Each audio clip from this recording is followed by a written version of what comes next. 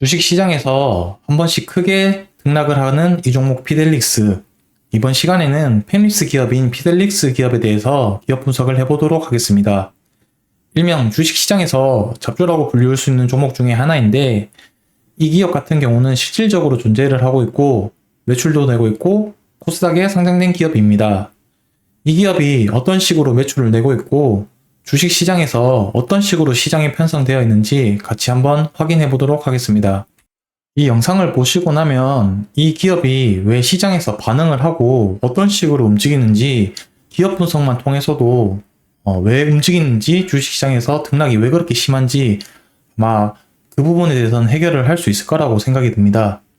먼저 반도체 생태계에 대해서 크게 틀을 한번 확인을 해 보겠습니다. 이 피델릭스라는 기업은 팹리스 영역에 해당하는 기업인데, 팹리스란 단어 그대로 해석을 하면 공장이 없다는 뜻입니다. 즉, 팹리스 기업은 생산 공장은 없지만 설계 도면 자체만 만들어서 생산을 할 수 있는 기업들에게 위탁을 맡기는 방식으로 사업을 진행을 하고 있습니다. 대신에 생산된 칩에 있어서 소유권이나 영업권은 자사 브랜드를 활용하는 특징을 가지고 있고, 일반인들에게 많이 알려진 기업은 엔비디아나 AMD 같은 기업으로 예를 들 수 있겠습니다. 그 다음으로 IP 기업인 칩리스라고도 불리기도 하죠.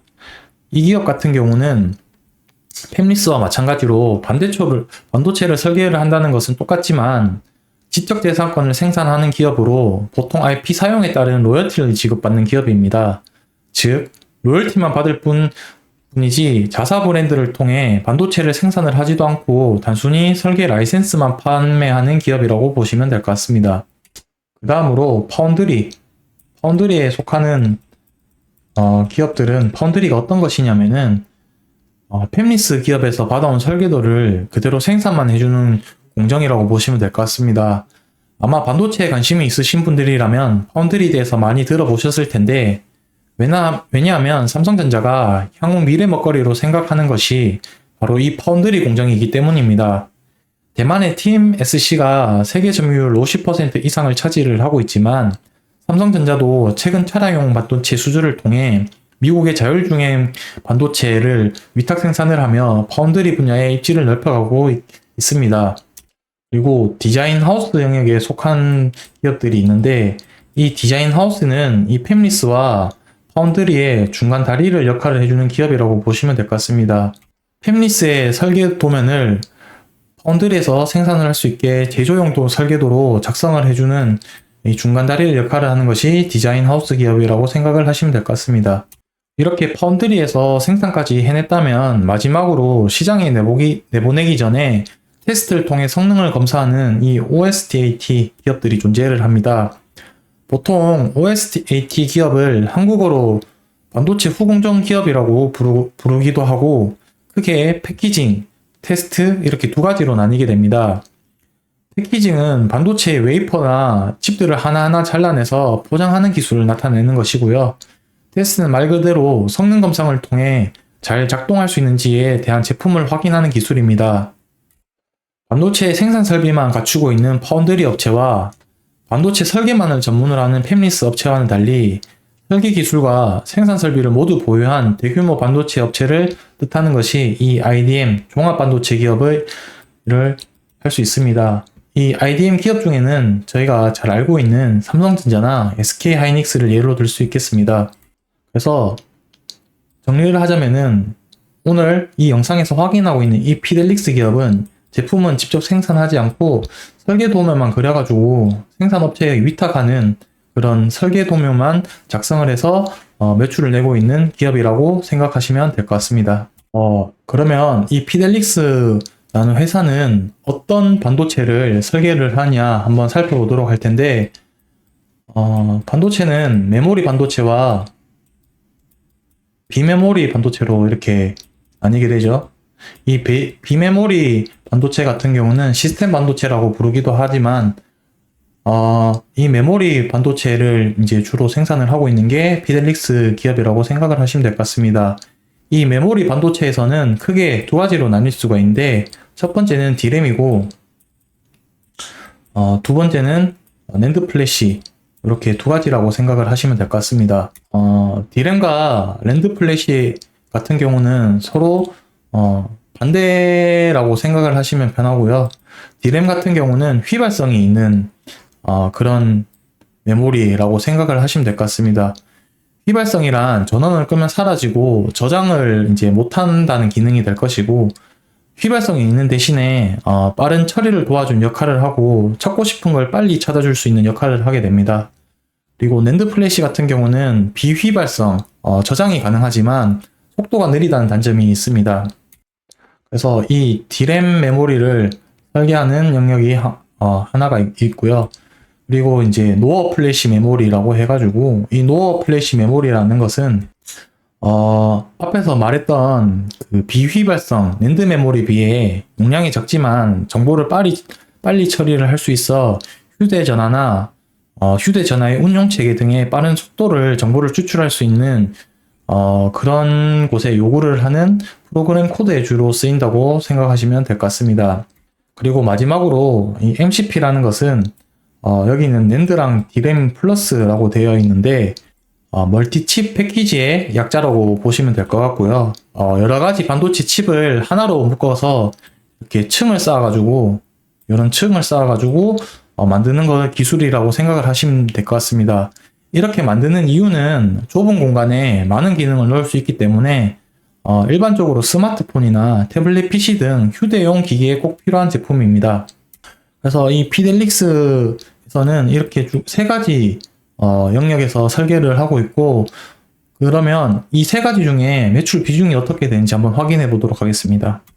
매출 비중을 보시게 되면 앞에서 봤던 이 MCP가 전체의 70% 차지를 한다고 보시면 될 것 같네요.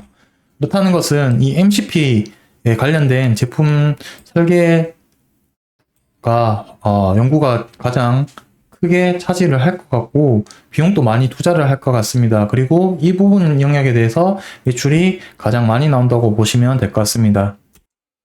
그래서 고객사 비중들을 한번 살펴보면은 일단 국내에서 30%, 중국에서 40%, 그다음 미국이나 유럽, 그 외 기타 지역에서 약 30%. 그러니까 전체 매출 중에 중국에 차지하는 비중이 가장 크다고 보시면 될 것 같고, 그렇다는 것은 세계의 정서, 무역이나 그다음에 시장 상황에 따라서 영향을 많이 받을 수 있다고 생각할 수 있을 것 같습니다. 그래서 최근에 보시면은 피델릭스 주가가 많이 등락이 심했었는데, 수혜를 받았을 때는 이 기업이 왜 수혜를 받았냐 하면은 미국에서 중국 수출 통제를 통해서 수혜를 받았다고 볼 수 있겠습니다. 엔비디아가 저사양 인공지능 칩을 중국에 수출을 못하도록 이렇게 미국에서 조치를 했었는데, 중국의 수요가 만약에 이만큼 있는데 미국에서 이만큼 수요가 필요한데, 이 미국에서 공급해주는 물량이 이제 수출 금지를 하게 되면은 어디서 이 수요를 채워야 되냐면 지금 다른 데서 받고 있는 데서 채워야겠죠. 그래서 이제 한국에 수출하고 있는 기업들 중에서 이제 피델릭스가 있는데, 이 피델릭스에서도 이제 이 수혜를 받을 수 있다는 기대감으로 시장에서 이제 상승한 이력이 있으니까, 이러한 부분들이 시장에서 주가에 변동할 수 있는 큰 재료가 되겠구나 하고 생각을 할 수도 있을 것 같습니다. 그래서 주식 투자를 하기 전에 이런 식으로 기업이 어떤 물건을 팔고 어떤 제품을 만들고, 그리고 주요 고객처가 어디 있는지 정도는 분석을 하고 난 뒤에 주식을 투자를 하게 된다면 향후에 어떤 기대감으로 이렇게 해서 주가가 상승할 수 있는지, 또는 어떤 외부 영향에 대해서 악재가 어떤 영향이 있을 수 있는지 미리 생각을 할 수 있기 때문에 좀 더 유연하게 대응을 할 수 있지 않을까라는 생각이 듭니다. 20년도부터 이제 매출 실적을 보게 되면은 또 매출 같은 경우는 계속 이제 좀 약간 정체되어 있다고 봐야 될 것 같습니다. 영업이익 같은 경우도 적자 날 때도 있고 흑자 날 때도 있고, 올해 같은 경우도 이제 하반기 실적이 나와 봐야 알겠지만 고만고만하게 될 것 같습니다. 이러한 기업들 같은 경우는 뭔가 실적을 통해서 주가 상승을 기대한다기보다는 앞에서 설명드렸듯이 외부적인 요인에서 주가가 변동할 가능성이 크기 때문에 실적 같은 경우는 이 부분은 실적 때문에 연속해서 적자가 나서 상장 폐지 같은 우려는 없을 것 같고요. 계속 이런 추세들을 보고 확인을 하고 크게 적자가 난다거나 아니면은 적자가 지속이 된다거나 이런 부분들만 체크를 하고 외부적인 영향이 아마 더 큰 기업이 되지 않을까라는 개인적인 판단이 있습니다. 그래서 여러분들도 기업을 분석을 통해서 주식을 투자를 하면서 감이 아니라 미리 사전에 이 정도는 공부를 하고 투자를 하면 아마 좋은 결과로 이어지지 않을까 싶습니다. 이상으로 이번 영상 마무리하도록 하겠습니다.